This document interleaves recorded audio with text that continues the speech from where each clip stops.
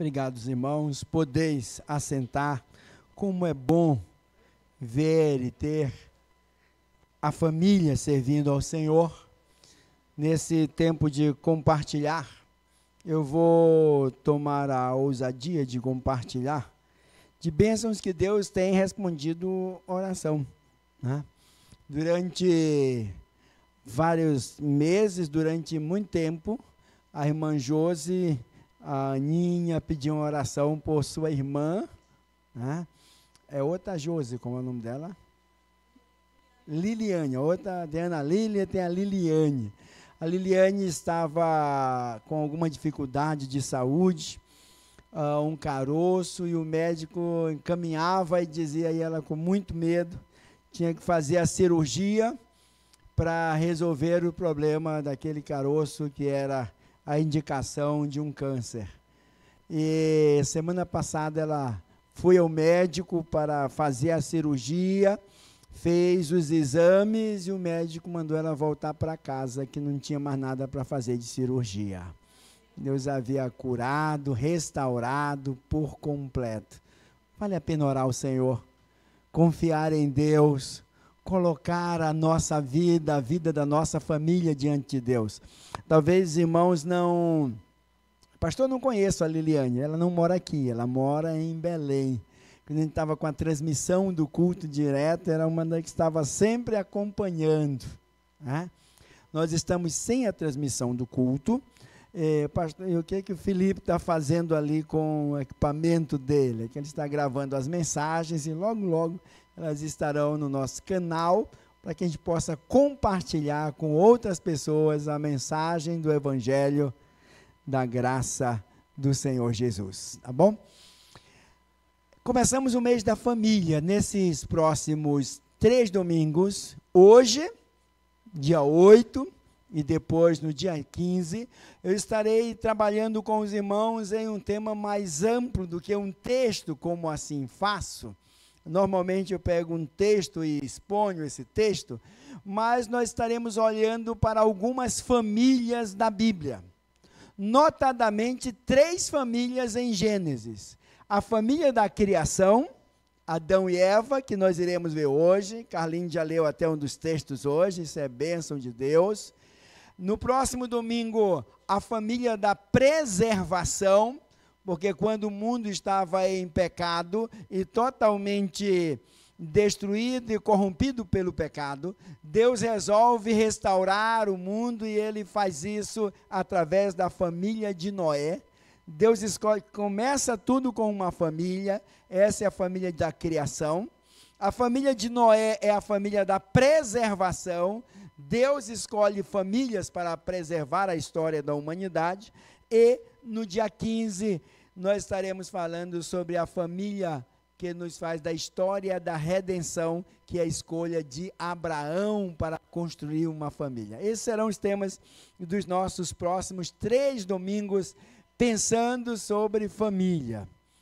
Pastor, e o domingo seguinte, do dia 22, nesse dia nós teremos conosco o missionário Eduardo, que estará trazendo a palavra de Deus. O missionário Eduardo a turma não tem outro nome não, é Francisco Eduardo, mas é Eduardo mesmo. Conhecido também como filho do pastor das Chagas, missionário no Macapá atualmente. E, pastor, não sei nem quem é um desses, então se você trabalha no projeto é mais fácil eu dizer que é irmão da Carol, né? Então a gente vai conhecendo agora, estará conosco no dia 22, compartilhando da palavra. Texto de hoje, então, começando agora, uma família para começar a história. A narrativa bíblica começa com a história da criação. E eu quero convidá-los a abrir a Bíblia, que nós vamos reler o verso, Gênesis 1, 26. O texto de hoje seria até o verso 20, até o capítulo 5, mas nós vamos ler 3 versos ou 3 textos agora e mencionar os demais durante a mensagem. Gênesis 1, a partir do verso 26. Pode permanecer sentado como está. Então disse Deus: façamos o homem à nossa imagem, conforme a nossa semelhança. Domine ele sobre o peixe do mar, sobre as aves dos céus, sobre os grandes animais de toda a terra e sobre todos os pequenos animais que se movem rente ao chão. Verso 27, criou Deus o homem, a sua imagem, a imagem de Deus o criou. Homem e mulher os criou. Vamos ao capítulo 2 agora, no verso de número 18. Antes já narra a criação do homem. Quando Deus olha ao homem, depois de criá-lo, e de ordenar as coisas ao homem, o verso 15 ao verso 17 mostra a criação e a tarefa do homem. O verso 18 diz, então declarou o Senhor Deus, não é bom que o homem esteja só. Farei para ele alguém que o auxilie e lhes corresponda. Depois que formou da terra todos os animais do campo e todas as aves do céu, o Senhor Deus trouxe ao homem para ver como lhe chamaria. E o nome que o homem desse a cada ser vivo, esse seria o seu nome. Assim o homem deu nome a todos os rebanhos domésticos, às aves do céu, a todos os animais selvagens. Todavia não encontrou para o homem alguém que lhe auxiliasse ou lhe correspondesse. Então o Senhor fez o homem cair em profundo sono. Enquanto este dormia, tirou-lhes uma das costelas, fechando o lugar com carne. Com a costela que havia tirado o homem, o Senhor Deus fez uma mulher e levou até ele e disse ao homem, esta sim. Então disse o homem, esta sim é o osso dos meus ossos, carne da minha carne. Ela será chamada mulher, porque do homem foi tirada. Por esta razão o homem deixará pai e mãe, e se unirá à sua mulher, e eles se tornarão uma só carne. Vamos avançar um pouco mais no texto. Eu quero que você abra no capítulo 4, verso 26. 4, 26.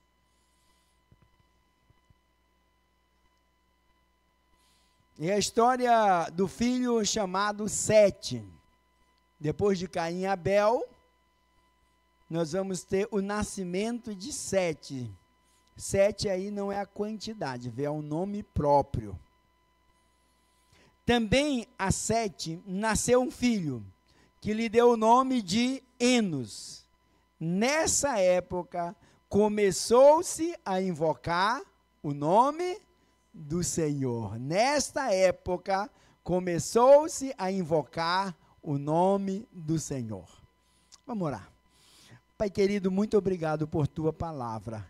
Que ela se aplique ao nosso coração e à nossa vida.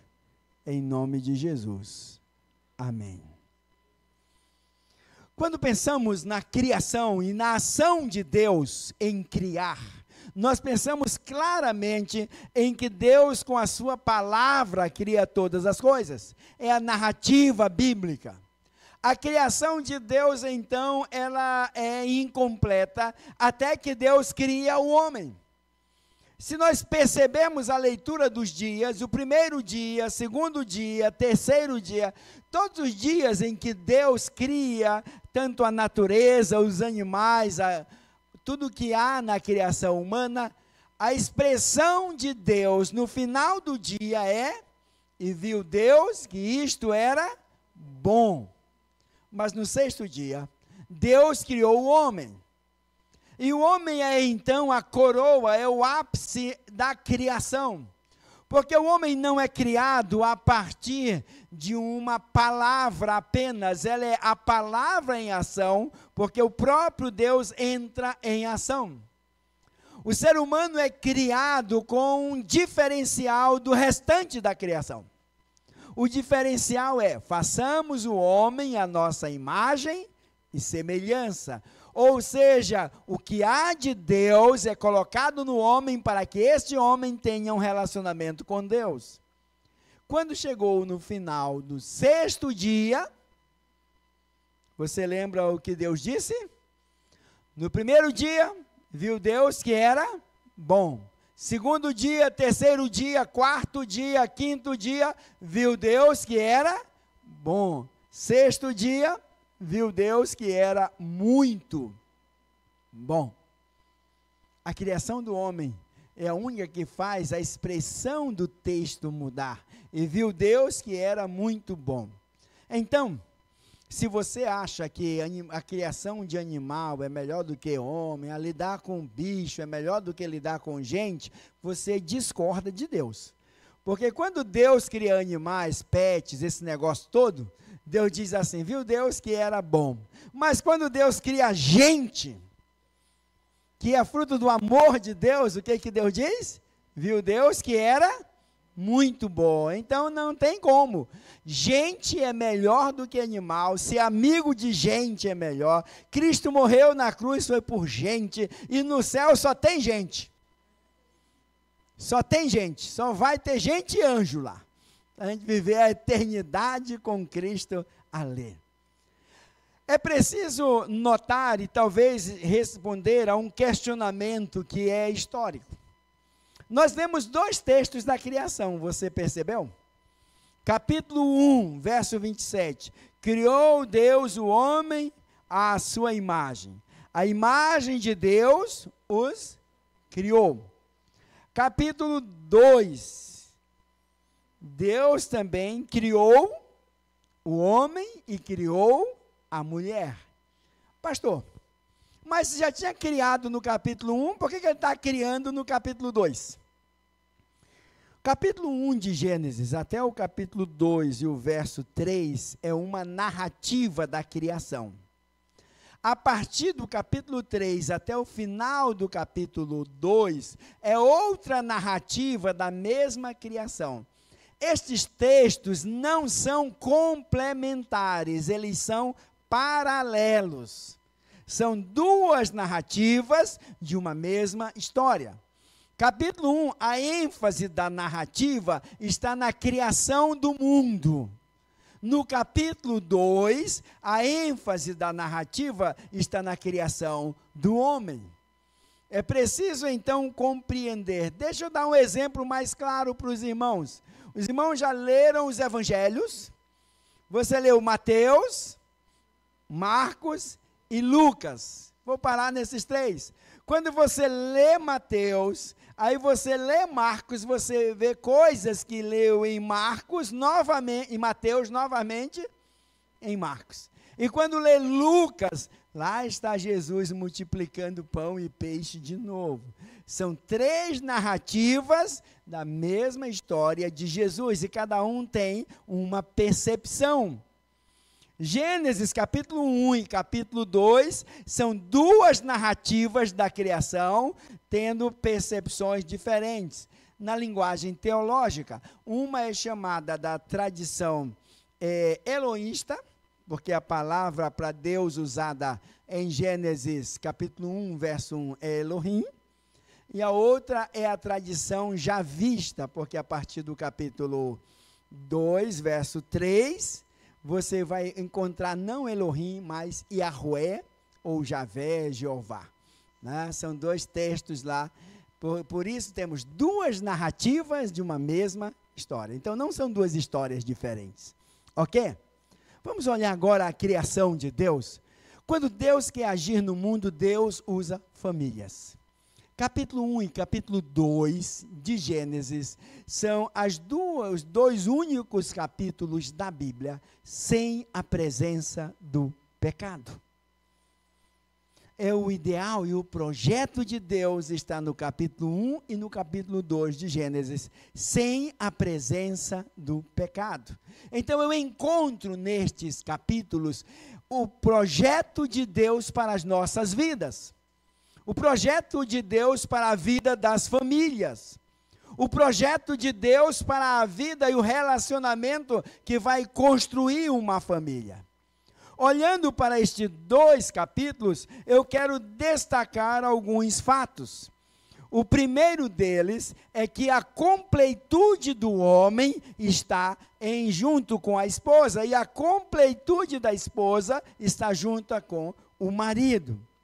A criação de Deus, quando cria o homem, é para estabelecer a plenitude da sua criação.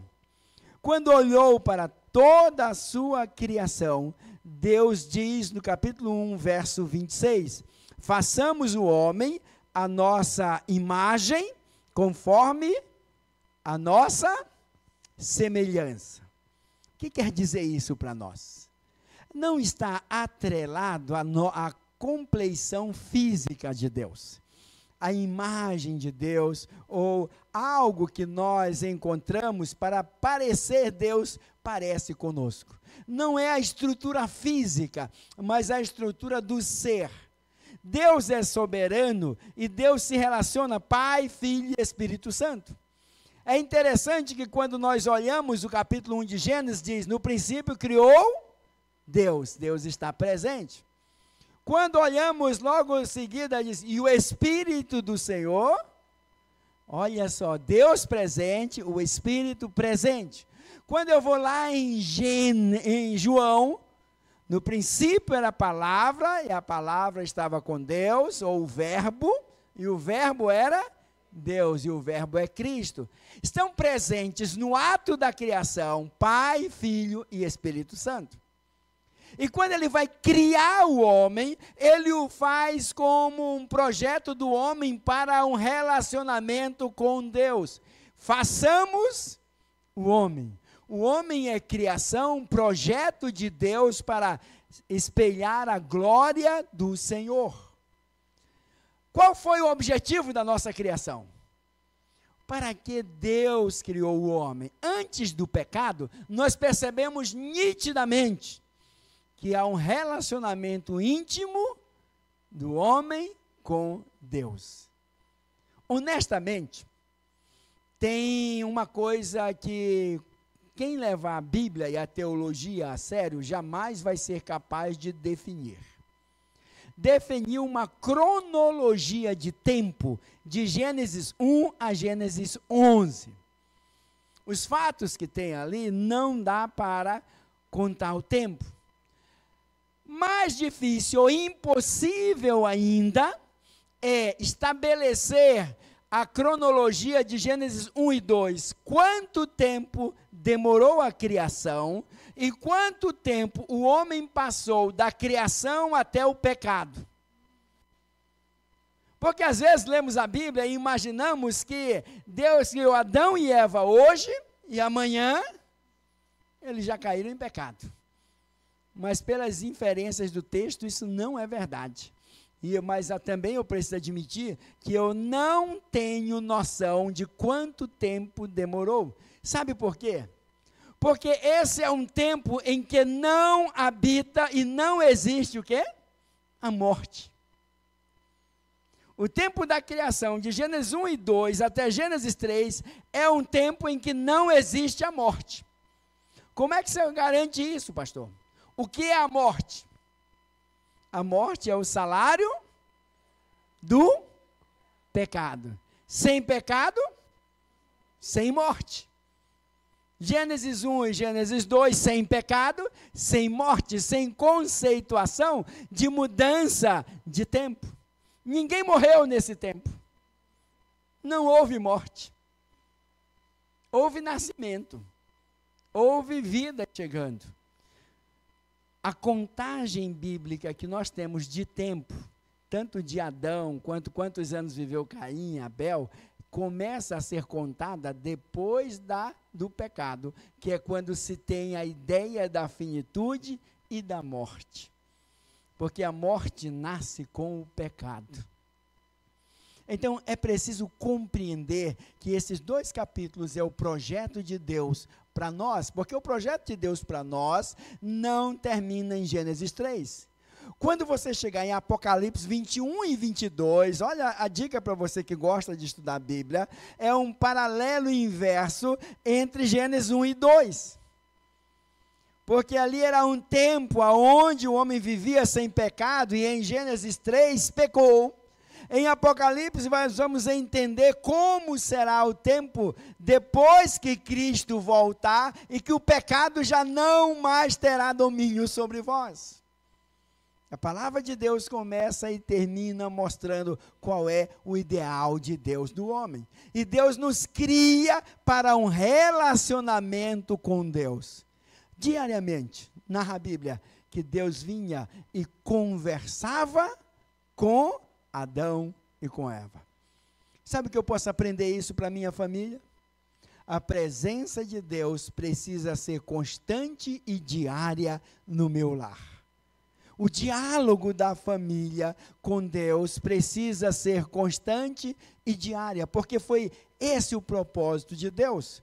Quando eu olho em Efésios, capítulo 1, abra lá a sua Bíblia, olha que prazer imenso poder compartilhar. Nós encontramos o propósito de Deus para a criação. Deus não nos criou para vivermos no pecado. Deus não criou para que o homem fosse separado de Deus. Deus não criou para que o homem pudesse viver uma vida dissoluta. Deus não criou você para ser rico, Deus não criou você para ser pobre. Deus não criou alguém com a ideia de ser feliz, ser triste, mas Ele nos criou para um relacionamento com Deus. O destino do homem é o próprio Deus, o encontro do ser humano com o seu propósito de vida é quando ele se encontra com Deus. Efésios capítulo 1, verso 12. Eu vou ler na versão que tenho.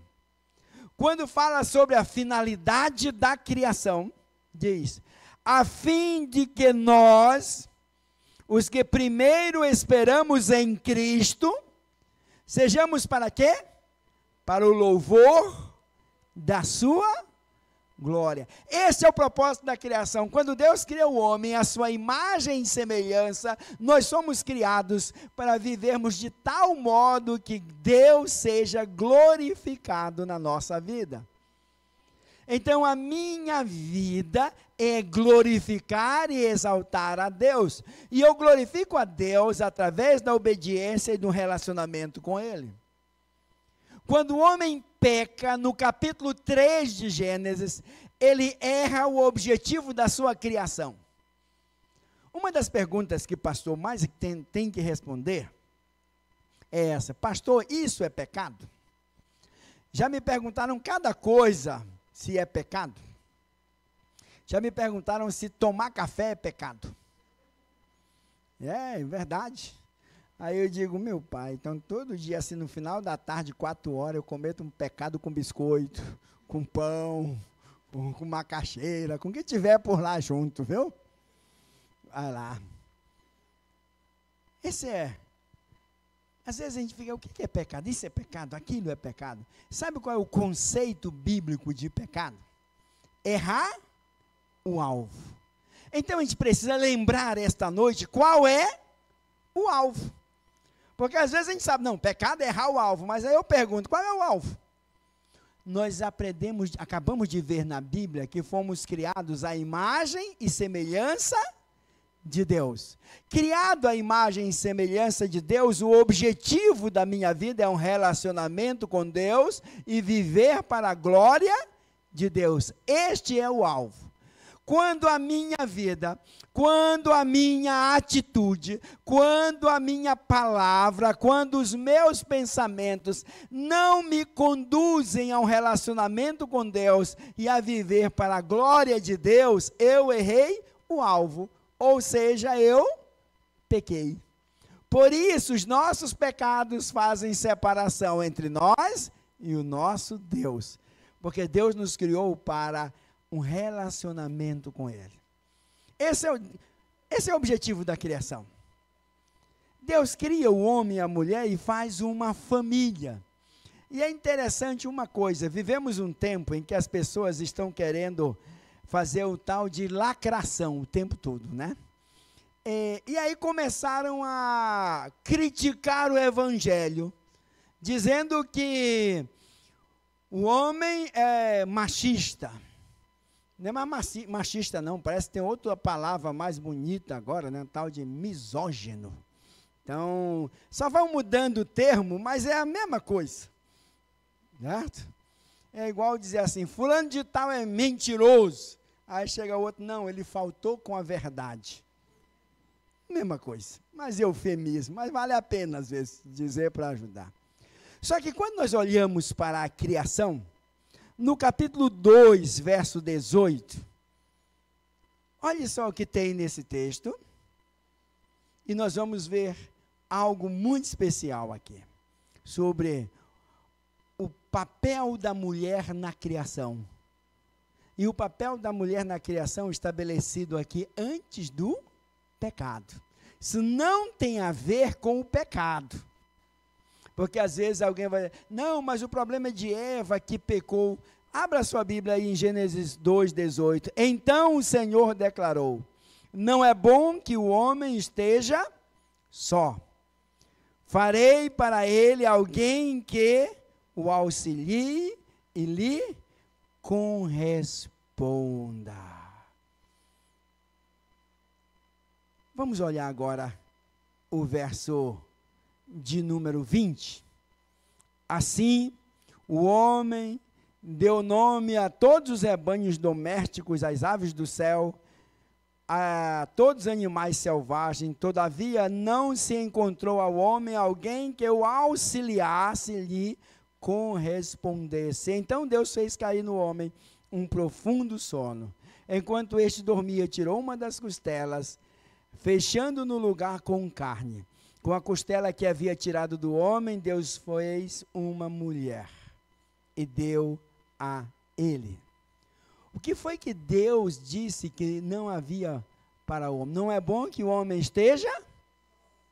Solidão nunca é propósito de Deus. A segunda coisa, eu lhe farei uma auxiliadora. Às vezes a gente acha que esse negócio de auxiliador é uma coisa menor. Mas esse é o desconhecimento da palavra de Deus. Esta palavra auxiliadora, como é feita, escrita aqui na Bíblia, no texto original, ela só é escrita em 2 lugares e 2 vezes na Bíblia. Só há aqui quando Deus diz, farei uma auxiliadora. E a segunda vez que essa palavra é usada neste texto, ela se refere a Deus. Uma vez se refere à mulher e outra vez se refere a Deus. É naquele texto que você conhece.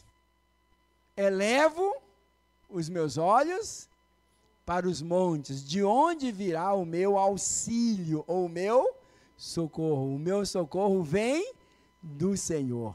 As 2 únicas vezes que a palavra tem a mesma estrutura na Bíblia, no Antigo Testamento, ele fala sobre a mulher e fala sobre Deus. A posição de auxiliar é aquela que vem para complemento e ajuda na condução. Na condução. Então a mulher na Bíblia não tem uma posição inferior, mas uma posição de completude, de complemento. Um não é só, não vale sem o outro. Então essa é a posição bíblica de estar juntos. Quem diz que a Bíblia não trata a mulher como inferior, eu só digo uma coisa para essa pessoa: você não conhece a Bíblia. Não conhece a palavra, e a palavra de Deus mostra que o ideal de Deus do relacionamento sem o pecado, o ideal de quando há uma comunhão com Deus, o ideal de quando há um relacionamento com Deus, é que a família se construa diante de Deus e no padrão que veio do Senhor. Só tem uma coisa que a gente observa aqui, às vezes eu brinco, viu? Você olha aí no texto, o que é que Deus diz no verso 18? Não é bom que o homem esteja só. Vou fazer alguém, né? Fazer a mulher. Mas quando é que Deus vai fazer a mulher? No verso 21. Do 18 ao 21, Deus deu uma tarefa para o homem. Qual foi? Colocar o nome Em todas as coisas. Aí eu pensei aqui comigo, é minha heresia, viu? Não vão dizer que isso está na Bíblia, não, que o pastor também tem as heresias dele. Por que que Deus só deu primeira tarefa para o homem depois que ele fez a mulher? Aí eu fiquei imaginando, né? Se Deus dissesse, não, faz a mulher e bota ela para ajudar o homem a botar o nome. Até hoje estava teimando. Isso aqui é uma onça. Não, não parece uma onça, isso aqui vai ser um leão. Não, isso aqui vai... E aí ia ter uma discussão. E aí isso aqui é... Não, aquilo é um papagaio. Nada, que papagaio, aquele lá vai ser um canário. Daí um brigar o tempo. Então Deus diz, olha, vou lhe dar uma ajudadora. Coloca logo o nome em tudo, que aí depois vocês vão seguir juntos. Essa é uma dedução do pastor que não tem fundamentação bíblica nenhuma, viu? Mas nós sabemos que Deus cria o homem à sua imagem e semelhança. Os dois agora se completam no Senhor. Uma outra coisa muito clara, a formação da família antecede ao pecado. Porque a ordem para o casal é crescer, multiplicai e enchei a terra. O propósito de Deus é que a família se multiplique. E aí tem casal que, pastor, como é isso? Pois é, 2 vezes 1 não é 1. Então, marido, só um filho não está multiplicando. Tem que ter de 2 para trocar do lugar, 3, 4, pode ir multiplicando aí para frente. Esse é o padrão bíblico. Agora, se você quer o padrão social, escolha. Mas a Bíblia diz crescei, multiplicar. E veja o padrão de Deus para a sua família. Deus tem um padrão para a família. E a relação, a intimidade sexual do casal e a multiplicação de filhos nada tem a ver com o pecado. Isso bate de frente com uma doutrina defendida pelo catolicismo, a doutrina do pecado original. Não sei se você já ouviu falar, que é por isso que batizam a criança quando nasce, porque ela nasce com o pecado original, que é transmitido pelo ato sexual do pai com a mãe, como se este fosse pecado. Mas a Bíblia ordena que a família se multiplique muito antes do pecado. Então não há pecado original.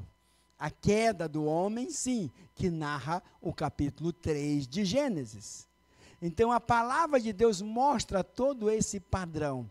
E aí mostra o padrão da formação de uma família. Porque agora Deus quer estabelecer o padrão da multiplicação e o padrão de viver segundo o Senhor nosso Deus. E a Bíblia diz bem claro que nós precisamos obedecer a Deus. Muitos problemas acontecem na sua família porque você não obedece a Deus.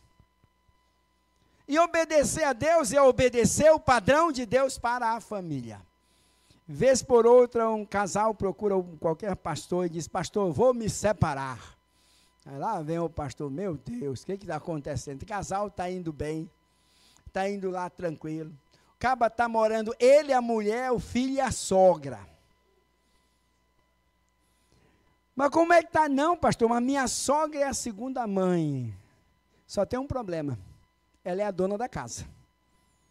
Se ela é a dona da casa, sua mulher nunca vai ser dona da casa. Então, não vai dar certo. Olha o padrão de Deus para a formação da família. Olha o padrão de Deus para vivermos dentro das relações familiares. Quando nós olhamos o capítulo de número 2, verso 24, esse é o padrão de Deus para a família. Hoje, quando nós estamos estabelecendo, por isso eu disse as 3 famílias, nós temos que ver o ideal de Deus. E ele diz assim, por essa razão, o homem deixará quem? Pai. Então, pare com isso de querer, eu vou casar e vou trazer para morar aqui em casa de papai e de mamãe. Se não tem condição de cuidar, de formar seu lar, não casa não, viu? Quem casa, quer casa. Aí eu digo, quem casa quer grana, nem que seja para pagar o aluguel. Pois é, deixará, é preciso deixar. O deixar são 3 coisas. É preciso deixar emocional, porque o desejo da tua esposa será para o teu marido, do teu marido será para a tua esposa. Se você tem um problema a resolver, não resolva com seus pais, resolva com seu cônjuge. Você que é casado, tem um problema para resolver, mamãe, o que devo fazer? Não pare com isso. Vai lá e diz, minha esposa, o que a gente vai fazer? Meu marido, o que a gente vai fazer? É esse o padrão, deixar fisicamente, vá para a sua casa. Hoje tem muitas famílias que estão se casando e terminando logo o seu casamento por uma razão. Porque eles estão querendo um padrão que não é bíblico. Ah, antes de casar eu quero ter minha casa, meu emprego, formar, está tudo em dia, aí cada um já tem uma casa, depois a gente vai casar. E aí você passa 1 ano, 2 anos, 7 anos namorando para casar. Tem duas coisas. Se você está achando que vai casar, você vai levar todas as coisas que tem, você não entendeu. Eu aconselho para você, o casamento, as coisas precisam ser construídas juntos. Chega lá, cada um com suas coisas. Na hora que dá a primeira confusão, cada um vai embora. Eu já trouxe. Construam juntos. Construam juntos. Esse é o padrão de Deus. Namoro muito longo, se não tiver uma razão objetiva, corre 2 riscos, os solteiros aí. 2 riscos muito sérios. Primeiro, se tornar irmãozinho. Já viu aquele casal que namorou muitos anos, aí nunca casou, na hora que terminou o namoro, o cabo arrumou uma namorada com menos de 6 meses casaram?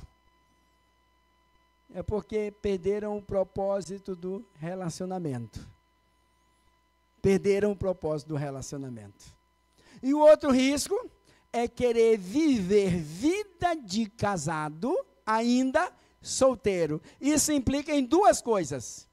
Não, nós vamos comprar isso junto. Eu pago metade, tu paga metade. Se vocês são só namorados, não tem negócio de pagar metade e outra metade, não. A despesa é sua, a despesa é do outro. Ah, não vamos comprar ali. Deixe para depois de casado. E tem outro risco pior ainda. É aquele que quer merendar antes do recreio.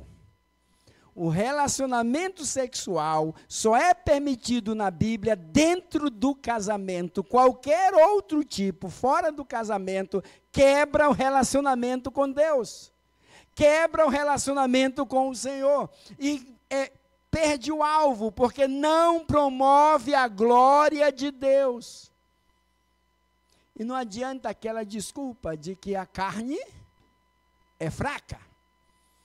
Porque a carne é fraca, mas pecado não é vitamina. Pecado não fortalece ninguém, só destrói.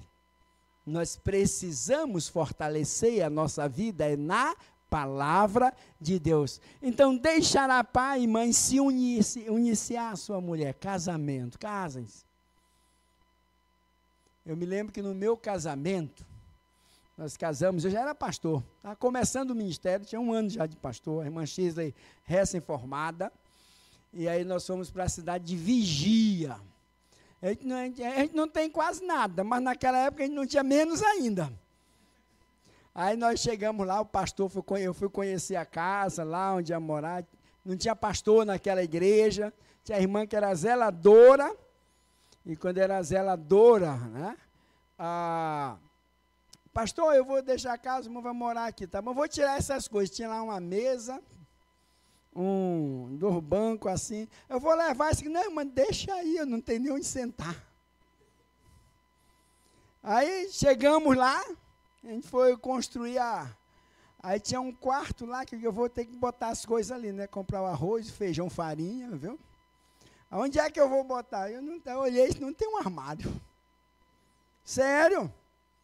Aí peguei lá umas tábuas, uns tijolos, botei os tijolinhos, botei as tábuas, depois botei lá e ficou assim arrumado. Aí no primeiro mês eu tive que arrumar uma briga muito séria com rato, porque lá no Pará, quem mora sabe que lá tem rato.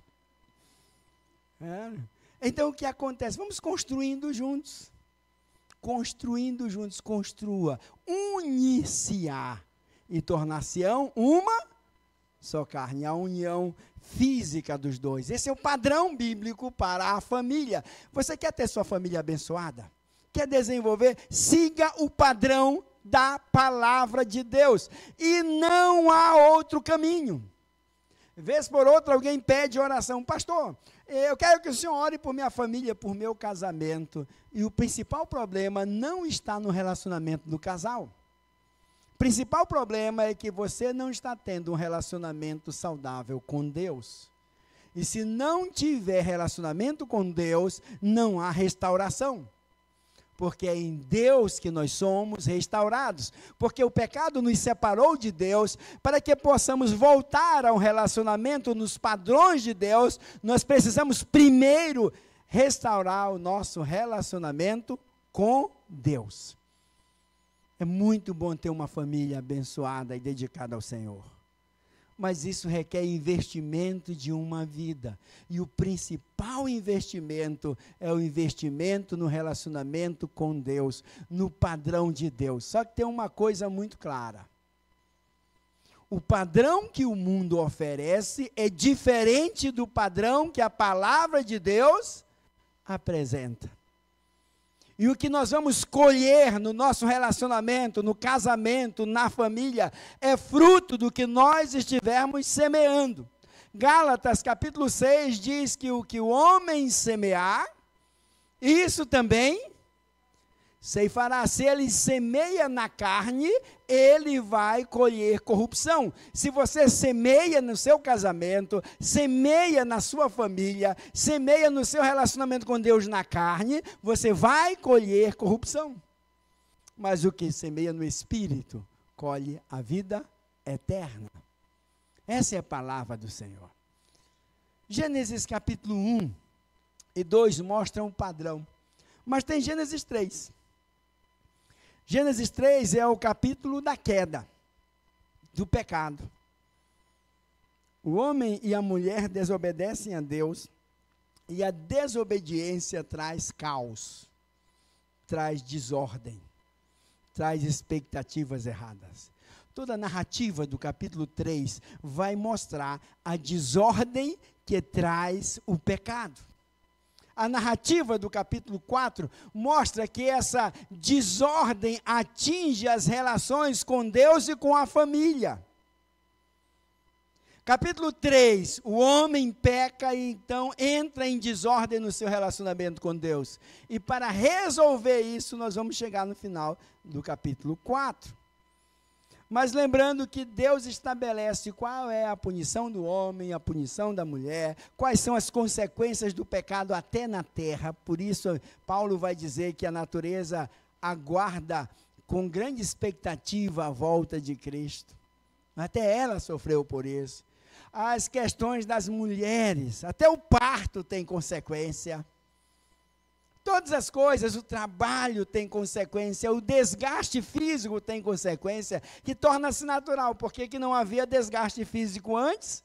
Porque não havia morte. Agora, depois do pecado, como vai haver morte, há desgaste físico do homem. E no capítulo 4 é a história de Caim e Abel. Ou seja, o desgaste, as consequências do caos do pecado, agora causam morte na família. Causam morte na família.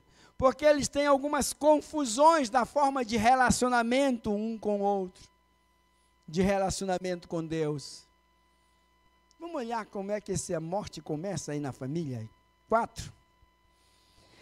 Vai ter a luz a Caim, depois deu a luz a Abel. Está aí verso 1 e 2. Verso de número 3. Passado algum tempo, ou ao final dos dias, Caim trouxe do fruto da terra a oferta ao Senhor. Por sua vez, trouxe as partes gordas das primeiras crias Abel. Abel, por sua vez, trouxe as partes gordas das primeiras crias do seu rebanho. Aí começa um negócio complicado. Caim oferece a Deus o quê? A sobra. É o fim dos dias, ou nos últimos tempos, com o passar do tempo.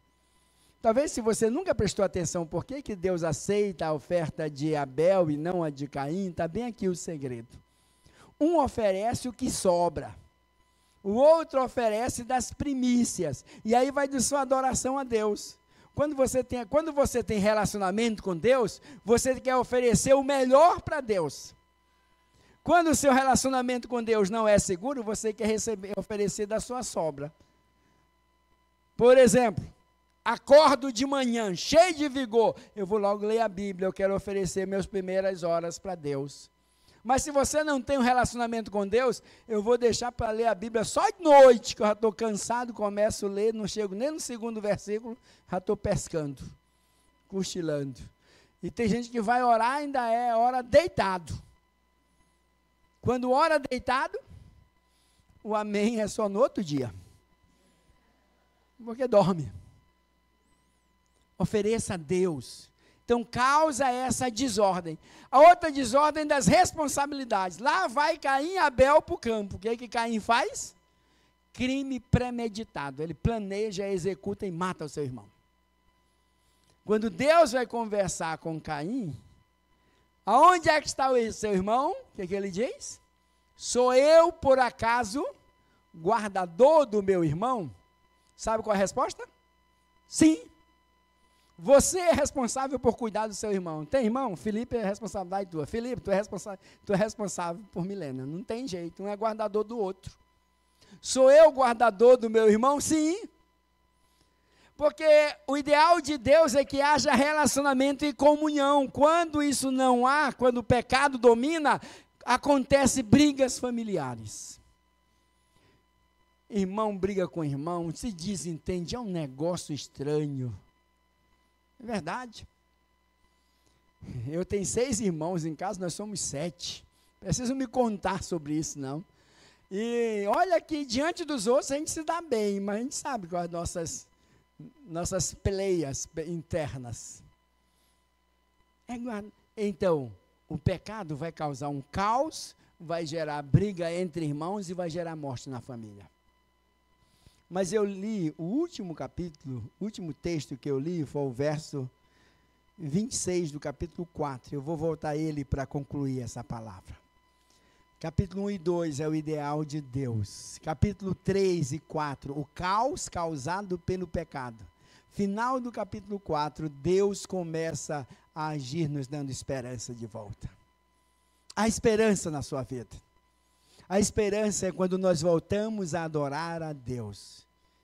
Depois que tem Caim e Abel, nasce Sete. E depois de Sete vai nascer Enos. Esse é o período em que se começou a invocar o nome do Senhor. Capítulo 1, 2, 3 e 4 não tem muito, mas aqui no final, Deus vai restaurar quando nós começamos a invocar o nome do Senhor. Você quer que Deus restaure sua família? Comece a invocar o nome do Senhor. Você quer que Deus traga esperança de volta ao seu lar? Comece a invocar o nome do Senhor. Comece a clamar a Deus. Toda a esperança de redenção vai começar agora, de uma forma prática, quando o homem volta a adorar e a buscar a Deus. Às vezes nós estamos buscando solução em tantos outros lugares. Estamos vivendo tempo de dificuldades. E queremos correr para qualquer outro lugar. E somente quando todas as coisas que você julgava que poderiam resolver seus problemas, você destrói sua esperança, aí você vai dizer assim, não tem mais jeito, eu entrego para Deus. Não deixe para entregar para Deus no final dos tempos. Quem entregou a Deus no final dos dias foi Caim. Quem ofereceu as primícias para Deus foi Abel. O propósito é que tenhamos um relacionamento com Deus. A sua família está vivendo o padrão do que Deus deseja, ou estamos vivendo tempos onde o caos está estabelecido? Tempos onde as relações estão feridas. Tempo onde até a morte, se não é praticada, mas é desejada. e alguns não matam, mas se afastam ao ponto de dizer para mim, você morreu. Deus quer restaurar tudo isso na sua vida e na vida da sua família, e Ele começa a fazer isso quando nós começamos a invocar o Senhor. É quando começamos a buscar ao Senhor. O milagre não acontece naquela hora, mas aquele foi o tempo em que começou a invocar ao Senhor. Que tal você marcar na sua agenda, no seu calendário, este é o tempo em que eu estou voltando a invocar ao Senhor por minha família, a colocar a minha família diante de Deus, porque é a única esperança de restauração. É a única esperança. Temos o ideal de Deus, mas temos o pecado trazendo caos, e temos a esperança na volta ao Senhor. E sabe qual é o melhor horário para comer? A melhor hora para começar a fazer isso? Agora. Então, se você quer começar a invocar o Senhor, eu vou pedir nesta hora que você, aonde estiver, curve a sua cabeça. Esse é o momento de orarmos por nossa família, orar para que Deus restaure, orar para que haja comunhão com Deus e que os padrões da palavra de Deus sejam os padrões da sua família. Se você já é casado, ore para que Deus estabeleça na sua família. Se você está vivendo agora aquele modelo de vida que não é o padrão bíblico na sua família, ore para que Deus estabeleça este padrão no seu lar. Está na hora de voltar para Cristo. Aos que são solteiros e que ainda desejam construir família, orem para que Deus lhe dê sabedoria, para que a sua família seja construída dentro dos padrões da palavra do Senhor. Porque nós só podemos ter essa esperança quando começamos a invocar o nome do Senhor. Ore a Deus. Santo, santo, santo é o Senhor dos exércitos. E quantas vezes, ó Deus, temos vivido em família uma situação onde impera mais o caos do que a tua vontade, onde vivemos mais o padrão do mundo do que o padrão que vem de Deus. Então agora, ó Pai, em nome de Jesus, desça da sua mão sobre nós, da sua graça sobre nós, e ouça o clamor daquele que agora invoca o seu nome, e que invoca dizendo, ó Deus, eu coloco a minha família em tuas mãos. Aqueles que já vivem em família, que a tua boa mão esteja sobre eles, e que a paz venha reinar sobre eles. Aqueles, ó Deus, que estão agora vivendo em uma situação de família, mas que não estão dentro do padrão bíblico, em nome de Jesus, que o Senhor comece a restaurar estas vidas. Pai Santo, eu oro por aqueles que ainda são solteiros e vão constituir as suas famílias. Que o Senhor lhes dê a sabedoria e a bênção de poderem ter famílias segundo a tua vontade. Pois nós colocamos a nossa vida em tuas mãos e sabemos que sem ti nada podemos fazer. Clamamos para que o Senhor nos conduza no doce nome, no vivo nome, no nome de Jesus. Amém. Amém. Você pode ficar em